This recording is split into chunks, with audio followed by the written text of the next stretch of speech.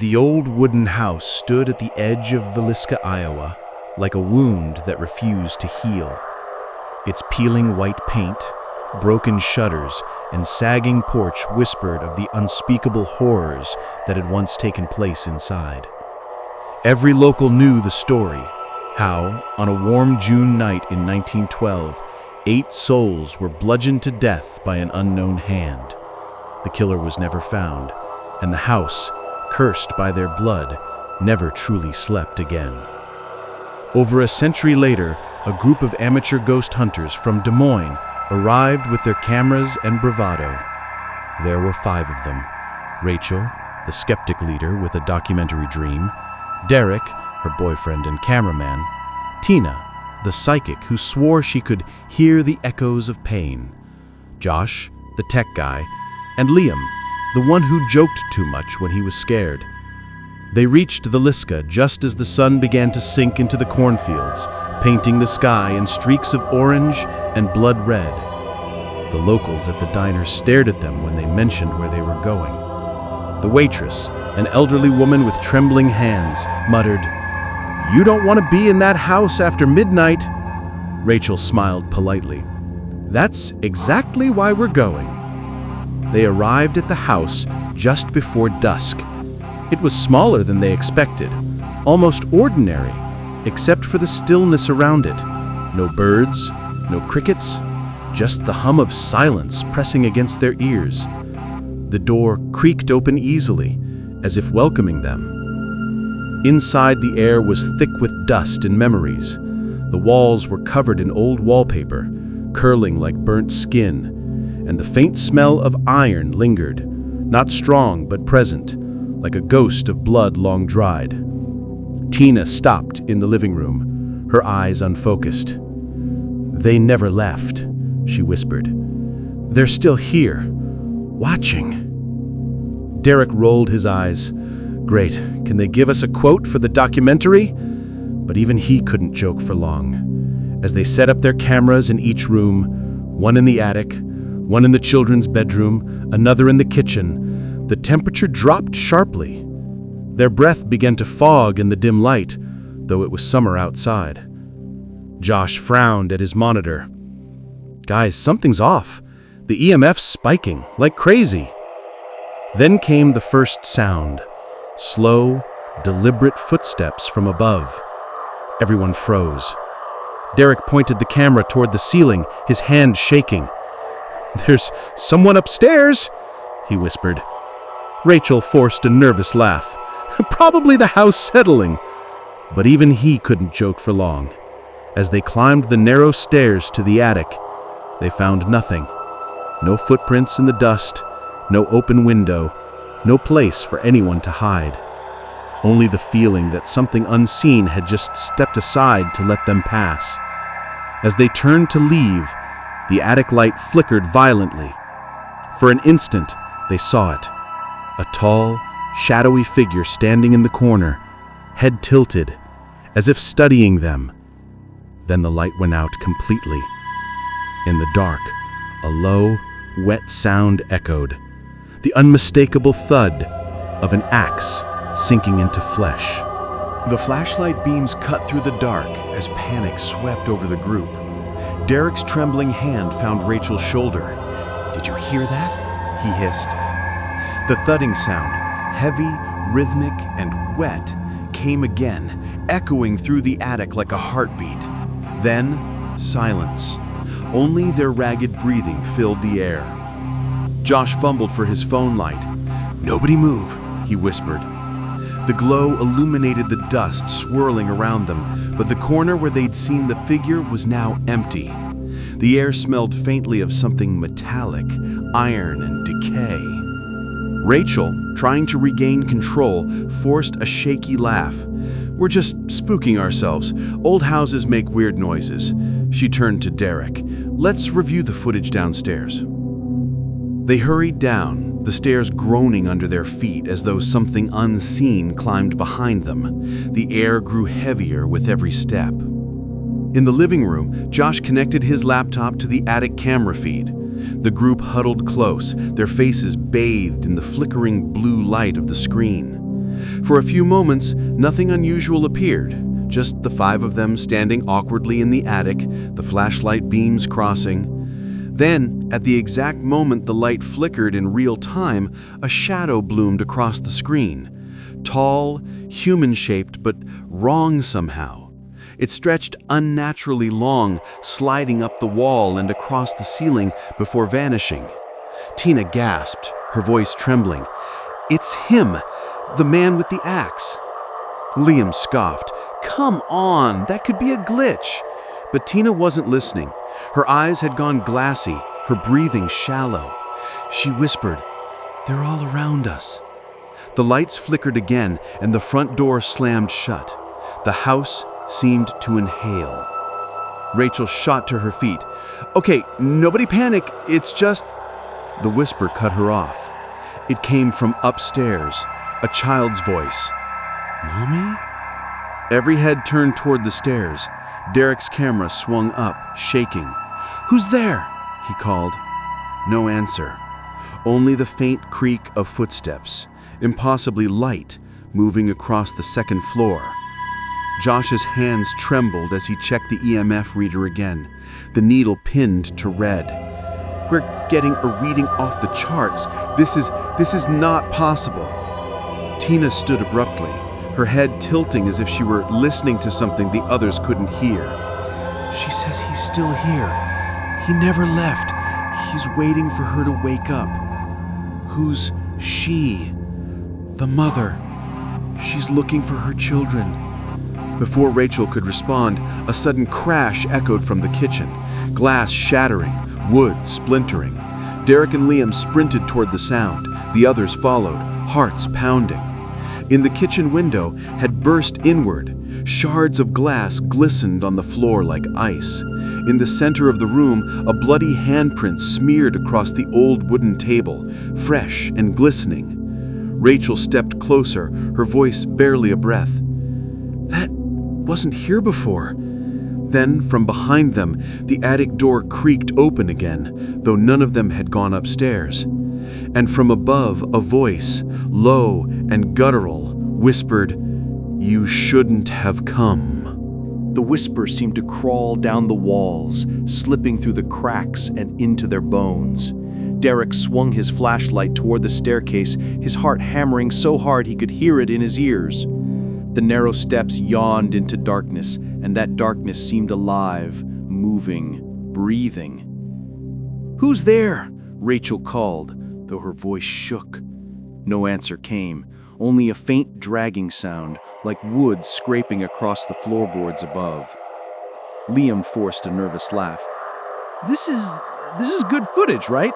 Tell me this is just the wind or something." But nobody laughed.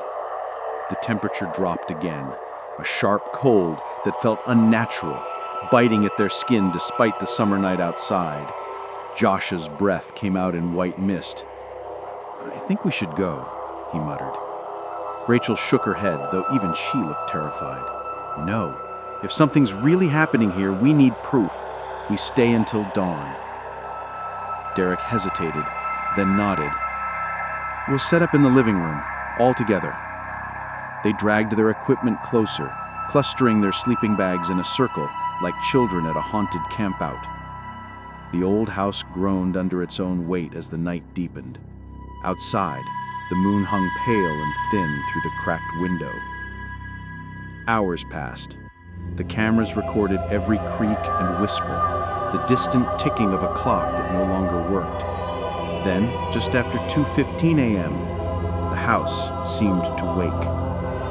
A soft humming drifted from the children's room upstairs, a lullaby sung off-key. Tina sat bolt upright. "That's her," she said, her voice distant. "Sarah Moore. She's singing to the children again." "How do you know that?" Rachel asked. "She told me," Tina whispered, staring blankly toward the ceiling. "She says he's coming back." Before anyone could respond, the sound of tiny footsteps began, pitter-pattering across the upstairs hall, then stopping abruptly as if the unseen children had noticed the strangers below. Derek turned on the night vision camera. "I'm going up," he said. "Don't," Rachel warned. But he was already on the stairs, his flashlight trembling in his grip. The others listened to each creaking step until he reached the landing. Then silence. "Derek," Rachel called. Nothing. The tension stretched, seconds feeling like hours, until Derek's voice came back, small and cracked. "Guys, the beds, the children's beds, they're wet." "Wet?" Josh asked. "With blood." Rachel rushed up after him, despite every instinct screaming no. The others followed. The small bedroom looked just as it had before, except now the sheets were soaked and dark, glistening stains that hadn't been there an hour ago. The smell of iron filled the room. Liam turned to say something, but his voice caught in his throat. On the wall above the beds, letters had appeared, scrawled in what looked like blood. "Stay." And below it, smaller words, "He's still in the attic." Before they could move, something slammed the attic door shut overhead. Dust rained from the ceiling. Then came the sound. Slow, heavy footsteps, pacing above them. The axe scraped across the floorboards. The sound of the axe dragging across the attic floor sent a jolt of pure terror through the group. Derek stumbled backward, nearly tripping over the blood-soaked sheets. "We have to get out of here, now!" he shouted, his voice breaking. But when Rachel bolted for the stairs, the front door slammed again, harder this time. The entire house seemed to shudder in protest. Every window locked itself with sharp, echoing clicks. They were trapped. Josh's hands shook as he fiddled with his gear. The temperature's dropping again, below freezing. His breath fogged the air. "The readings are off the scale. It's like something's feeding off us." Tina stood perfectly still. Her eyes were glassy, her face pale. "He's here," she whispered. "He's watching us from the attic. He's angry we woke them." Rachel grabbed her by the shoulders. "Tina, snap out of it! We need to find a way out!" But Tina only smiled, a slow, unnatural curve of her lips. When she spoke again, her voice wasn't her own. It was deep, guttural, full of rage. "They all screamed like pigs, and I made them quiet." Everyone froze. The voice had come from Tina's throat, but it wasn't her speaking. Her head tilted at an impossible angle, eyes black as coal. "Tina?" whispered Liam, stepping back. She laughed, a dry, choking sound. "You came here to see me. Now you'll join them." Rachel screamed as Tina lunged forward, knocking the camera to the floor. The screen filled with static. Derek grabbed her arms, trying to hold her down, but she was impossibly strong. Josh reached for his backpack, fumbling for the holy water he'd brought as a joke. He splashed it onto her face. Tina shrieked. Steam rose from her skin. She collapsed to the floor, writhing. "He's inside me," she screamed, her voice returning for a moment. "Get out before he finds a new body." The lights flickered violently. The humming started again, soft, childlike, echoing from every wall at once. Then one by one, the lights went out. In the darkness, something moved. Heavy boots stepped across the floor above them. The boards creaked under the weight of a man who shouldn't exist. Rachel's trembling flashlight finally clicked on. The beam swept across the wall and froze. There, halfway down the staircase from the attic, stood a figure. A man in old overalls, his face hidden in shadow. In his hand, the dull gleam of an axe. He stepped down one stair, then another. Each movement deliberate, each step heavier. Liam whispered a prayer under his breath, tears streaming down his face. The figure lifted his head just enough for the light to catch. His eyes were black pits. His mouth moved slowly, soundlessly, until finally words rasped out. 8 before you, 5 tonight. Rachel backed away, dragging Derek with her. "We're not dying here," she hissed. But when she looked around, Josh was gone. Only his camera remained, its red recording light still blinking, facing the dark staircase where the killer had once walked. And upstairs, the attic door creaked open again. Rachel's scream tore through the silence. "Josh!" she shouted, spinning in circles, the flashlight beam jerking wildly across the walls. The red recording light from Josh's abandoned camera blinked steadily, casting eerie flashes over the blood-stained floor. Derek snatched it up. The footage was still recording, and when he rewound a few seconds, his hands trembling, they watched in horror as Josh turned toward the staircase, whispered something to himself, and was pulled violently backward into the darkness. No one had been behind him, no one human. Liam's voice cracked. "He's gone, Rachel. We have to go, now." But there was no out. Every door was sealed, the windows impossible to break, like the house itself refused to release them. The walls seemed to breathe, wood groaning, as if the house were alive and hungry. Then the footsteps began again, slow, measured, descending from the attic. Tina, barely conscious, whispered, "He's not just a ghost. He's part of the house now. You can't kill what's already inside the walls." Rachel knelt beside her. "Tina, look at me. How do we stop him?" Tina's eyes fluttered open. "You don't stop him. You replace him." Before Rachel could ask what that meant, Derek pointed toward the stairs. "He's here." The axe-wielding figure emerged from the shadows, face pale and distorted. His eyes reflected the dim light like animal eyes. The blade of the axe dragged against the wood, leaving deep, angry gouges. Rachel and Derek backed away slowly, hearts pounding in sync.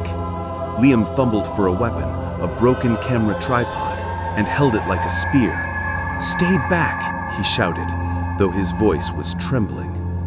The man stopped at the bottom of the stairs, the room filled with the smell of iron and rot. Then, in one horrifying motion, he lifted the axe. Rachel lunged forward, grabbing Tina's limp arm. "We're getting out of here," she screamed. They ran toward the kitchen, the heavy thud of footsteps behind them. The sound of the axe hitting wood, or was it flesh, echoed through the halls. Liam's cry cut through the air, sharp and brief. Rachel didn't look back. She burst through the kitchen door, slamming her shoulder into it again and again until the wood splintered. Moonlight spilled through the crack. One more push, and the door gave way. She stumbled into the yard, dragging Tina.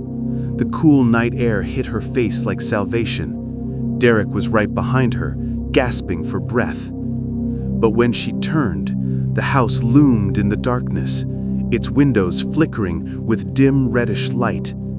Inside, shadows moved, small figures, children, peering out from the glass, watching. Then a voice drifted through the broken door, deep and hollow. "You can't leave. Someone has to stay." Derek froze. His eyes went wide. Slowly, against his will, he turned back toward the house. "Derek!" Rachel screamed, grabbing his arm, but his body was rigid, eyes unfocused. "He's calling me. He wants me to finish it." And before she could stop him, Derek stepped back through the doorway and vanished. The door slammed shut behind him. Rachel collapsed onto the grass, sobbing. The dawn began to rise, painting the sky a soft pink. The house was quiet again, still and patient. Hours later, when police arrived, they found only Rachel, hysterical, covered in blood, muttering the same words over and over. "He chose him. He's not done." Inside, Derek's camera continued to record, lens pointed toward the attic stairs. At exactly 2:15 a.m. every night since, Locals say the light in the attic flickers on, and the faint sound of an axe dragging across the floor can still be heard.